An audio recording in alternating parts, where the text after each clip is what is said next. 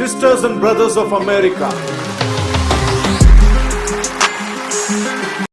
भारत के गौरव स्वामी विवेकानंद की वह स्पीच जिससे पूरा विश्व हिल गया। समय था 11 सितंबर 1893। शिकागो विश्व धर्म सम्मेलन में पूरे विश्व से धर्म गुरु आए थे। स्वामी विवेकानंद जी ने संबोधन किया। अमेरिका के भाइयों और बहनों, आपके इस जोरदार स्वागत से मेरा हृदय अपार हर्ष से भर गया है। मैं दुनिया की सबसे पुरानी संत परंपरा और सभी धर्मों की जननी की तरफ से आप सभी को धन्यवाद देता हूँ और सभी संप्रदायों के लाखों करोड़ों हिंदुओं की ओर से आप सभी का आभार व्यक्त करता हूँ। मेरा धन्यवाद उन सभी वक्ताओं को जिन्होंने इस मंच से यह कहा कि दुनिया में सहनशीलता का विचार पूर्व के देशों से फैला है। मुझे गर्व है कि मैं उस धर्म से हूँ जिसने दुनिया को सहनशीलता का पाठ पढ़ाया। हम केवल सार्वभौमिक सहनशीलता में ही विश्वास नहीं रखते, हम विश्व को सभी धर्मों को सत्य के रूप में स्वीकार करते हैं। मुझे गर्व है कि मैं उस देश से हूँ जिसने सभी धर्मों को, सभी देशों के सताए गए लोगों को अपने यहाँ शरण दी। हमें गर्व है इज़राइल की वह पवित्र धर्म स्थली की यादों को हमने सजो कर रखा, जिन्हें रोमन हमलावरों ने तोड़ दिया था, खंडहर कर दिया था। मुझे गर्व है कि मैं ऐसे धर्म से हूँ जिसमें पारसी लोगों को अपने यहाँ शरण दी और अब भी उनकी मदद कर रहा है।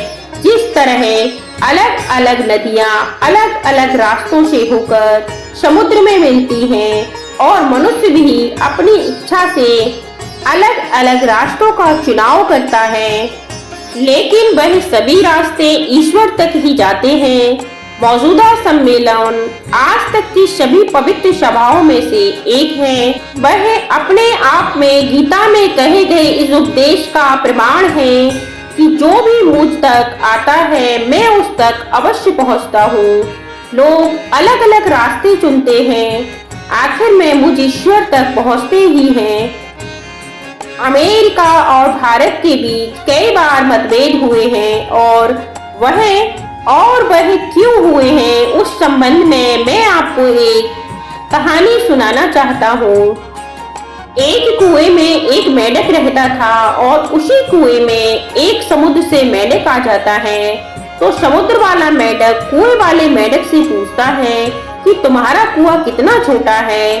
तो कुएं वाला मेंढक कहता है कि तुम कैसी बातें कर रहे हो, क्या तुम्हारा समुद्र बहुत बड़ा है? समुद्र वाले मेंढक ने कहा, मेरा समुद्र इतना बड़ा है कि तुम सोच भी नहीं सकते। अब कुएं वाले मेंढक ने कहा, इस कुएं से बड़ा और अच्छा कुछ भी नहीं। और समुद्र वाले मेंढक से कहता है कि तुम मेरे कुएं से अभी इसी वक्त निकल जाओ। और यही कठिनाई सदैव रही है। विवेकानंद जी कहते हैं कि मैं हिंदू हूँ और कुएं में बैठकर यही सोचता हूँ कि कुआं ही मेरा संपूर्ण संसार है। इसी प्रकार ईसाई भी यही सोचता है कि कुआं ही मेरा संसार है और कुएं में मुसलमान भी यही सोचता है कि कुआं ही मेरा संसार है और वह भी कुएं को ही अपना सारा ब्रह्मांड मानते हैं।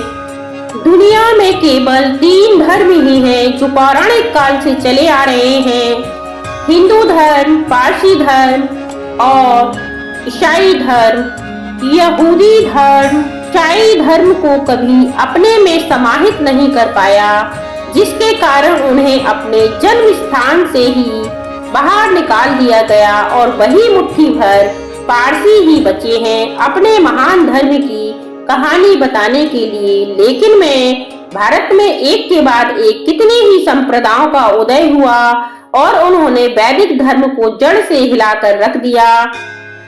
हिंदुओं को अपने वेदों के माध्यम से रहस्य प्रकट करके मिला है। उनका मानना है कि वेदों का कोई अंत है न आरंभ। आप सभी को यह अजीब लग सकता है कि कोई भी शुरुआत किसी किताब से नहीं, वेदों का मतलब अलग अलग व्यक्तियों द्वारा खोजे गए आध्यात्मिक रहस्यों का खजाना पता लगाने से पहले।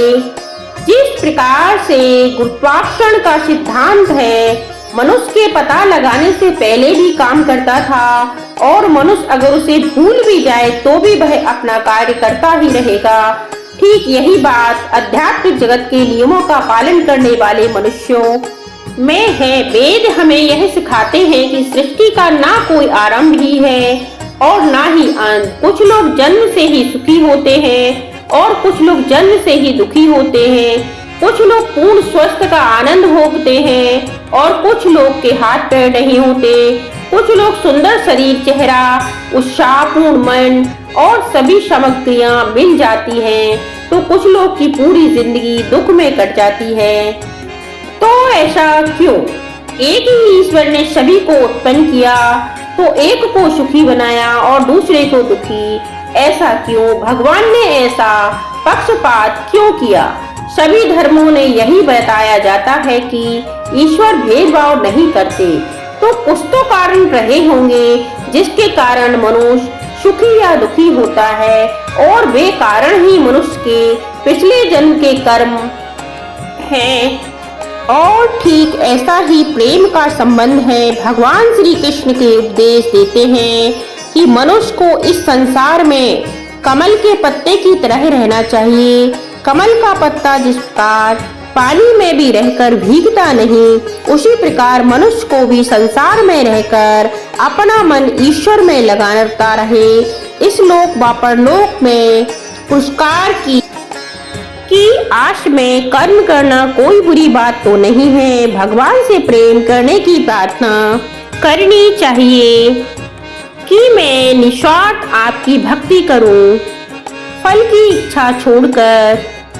मैं विवेकानंद आपको एक कहानी सुनाना चाहता हूँ। श्री कृष्ण के शिष्य युधिष्ठिर एक समय सम्राट थे, लेकिन उनके शत्रुओं ने उन्हें कौरवों ने सिंहासन से निकाल दिया और उन्हें अपनी पत्नी व भाइयों के साथ हिमालय में वास करना पड़ा। एक बार उनकी पत्नी द्रौपदी ने उनसे पूछा, आप इतने धर्ममय पुण्यात्मा हैं कि आपने इतना दुख क्यों सहा? तब युधिष्ठिर ने उत्तर दिया और कहा, महारानी देखो, यह हिमालय कितना भव्य व सुंदर है और मैं इसे प्रेम करता हूँ। मैं हिमालय मुझे कुछ नहीं देता, लेकिन मेरा स्वभाव ही ऐसा है कि मैं भव्य और सुंदर वस्तुओं से प्रेम करता हूँ, और ईश्वर मुझे किसी भी अवस्था में रखे, मैं केवल प्रेम ही करूँगा। मैं प्रार्थना में किसी वस्तु की इच्छा नहीं करता, केवल ईश्वर का प्रेम चाहता हूँ। ईश्वर की व्याख्या नाम से नहीं की जा सकती है। गुलाब का नाम कुछ भी दे दो, किंतु उसकी सुगंध का नहीं बदला जा सकता। बचपन की मुझे एक बात याद आती है। विवेकानंद जी कहते हैं, भीड़ में एक ईसाई उपदेश दे रहा था और बातों बातों में ही वह कह गया, तुम्हारी देव मूर्ति तोड़ दूं तो तुम्हारा ईश्वर मुझे क्या करेगा? तब उस भीड़ में से एक बालक बोला, ईश्वर तुम्हें मरने के बाद दंड देंगे। अंधविश्वास एक महान शत्रु है, लेकिन मूर्ति पूजा उस ईश्वर का ध्यान करने का एक उत्तम साधन है। हिंदू धर्म की यही महानता है कि हिंदू धर्म की वह अपनी आस्था में अपने शरीर व अपनी आत्मा को शुद्ध करता है, ना कि दूसरों को उत्पीड़न करता है। मैं आप सभी ईसाइयों से एक बात कहना चाहता हूँ और आपको इसका बुरा भी नहीं लगना चाहिए। आज आपने धर्म का प्रचार तो खूब करते हैं। जब भारत में अकाल पड़ा, लाखों हिंदू भूख से मर रहे थे, लेकिन आप लोगों ने कुछ नहीं किया। आपको अपने धर्म प्रचार के लिए भारत में गिरजाघर तो बनवाए, लेकिन उन भूखे पीड़ितों की सहायता नहीं की। मैं पहले भी आपके पास अपने पीड़ित भाई बहनों के लिए सहायता मांगने आया था, लेकिन आपने सहायता नहीं की। मेरा यह उद्देश्य कदापि नहीं है कि ईसाई हिंदू हो जाए या हिंदू ईसाई। ईश्वर मुझे इस गलती से बचाए। सभी धर्मों का बीज मिट्टी में पड़ चुका है और समय आने पर एक विशाल वृक्ष बनेगा और धर्म के नियमों का पूरा विश्व पालन करेगा। इस धर्म सभा में जो धर्म संवाद हुए सभी आत्मसात कर और उसे मिलकर इस सृष्टि का कल्याण करें। इस धर्म सभा का जगत में समान प्रदर्शित किया। शुद्धता, पवित्रता और दयाशीलता किसी विशेष धर्म संप्रदाय की संपत्ति नहीं है और सभी धर्मों में श्रेष्ठ स्त्री पुरुषों का जन्म दिया है। इन सभी सबूतों के बावजूद कोई यह सोचता है कि सारे धर्म नष्ट हो जाएं और केवल उसी का धर्म बचे, तो मैं उससे पूरे दिल से दया करता हूँ और स्पष्ट बतलाता हूँ कि प्रत्येक धर्मों की पताका पर यह लिखा रहेगा कि सहायता करो, लड़ो मत, आत्मसात करो, विनाश नहीं, सद्भाव और शांति रखो, मतभेद नहीं। सभी का मेरा कोटि कोटि धन्यवाद। जय हिंद, जय भारत। यह स्पीच स्वामी विवेकानंद ने 1 घंटे में पूरी की थी। स्वामी जी का बचपन का नाम नरेंद्र था। एक ऐसा इंसान जो अपनी आवाज से पूरे विश्व को हिला सकता है, यह थे स्वामी विवेकानंद। इनका जन्म मकर संक्रांति के पावन पुण्य अवसर 1863 में जनवरी माह में हुआ था। इनके पिता कलकत्ता के वकील थे। उनका नाम विश्वदत्त था। का नाम भुवनेश्वरी देवी, जो एक धर्मपरायण स्त्री थी। पिता से उन्हें उचित शिक्षा व इंग्लिश ज्ञान, माँ से धर्म मिला। उनकी कहानी थी, मैंने शिवाजी से पुत्र मांगा था लेकिन उन्होंने तो अपना गढ़ ही भेज दिया। बचपन से ही ध्यान में चले जाते थे कि ईश्वर है, लेकिन वह प्रमाण चाहते थे और उनकी यह व्याकुलता बढ़ती ही गई और गुरु की खोज में वह भटकने लगे। एक बार स्वामी जी दोस्तों के साथ दक्षिण काली पहुंचे। वहां उनकी मुलाकात रामकृष्ण परमहंस जी से हुई। जैसे ही उन्होंने नरेंद्र को देखा, वह समाधि में चले गए। उनके चेहरे पर परम आनंद था। जब वह समाधि से बाहर आए तो वह नरेंद्र से ऐसे बात करने लगे जैसे वह नरेंद्र को जन्मों से जानते हो। उन्होंने नरेंद्र के गालों को छुआ और कहा, तुमने आने में इतनी देर क्यों लगा दी? मैं तुम्हारा कब से इंतजार कर रहा था। नरेंद्र को यह सब अजीब लगा। तब उन्होंने बड़ी दृढ़ता से पूछा, क्या आपने ईश्वर को देखा है? उन्होंने बड़े आत्मविश्वास के साथ कहा, हाँ, मैंने उन्हें देखा है, वैसा ही देखा है जैसे मैं तुम्हें देख रहा हूँ, और अगर तुम चाहो तो तुम भी देख सकते हो। सुनकर नरेंद्र सन्न रह गए। रामकृष्ण परमहंस की सच्चाई को नकारा ना सके और वह बार बार मिलने लगे। एक दिन ईश्वर ने उन्हें प्रेरणा दी और वह परम कृष्ण रामहंस से मिले और ईश्वर के अस्तित्व पर बहस कर रहे थे। तब रामकृष्ण परमहंस ने उनकी छाती पर पैर रखा तो उनके चारों ओर शून्यता छा गई।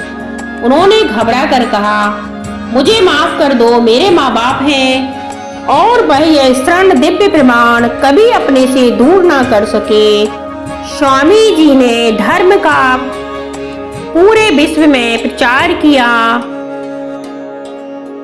रामकृष्ण परमहंस मिशन की स्थापना की। उन्होंने मनुष्य जाति को अनेकों विचार दिए जो उनके जीवन को सार्थक योग बनाने में महत्वपूर्ण वचन है।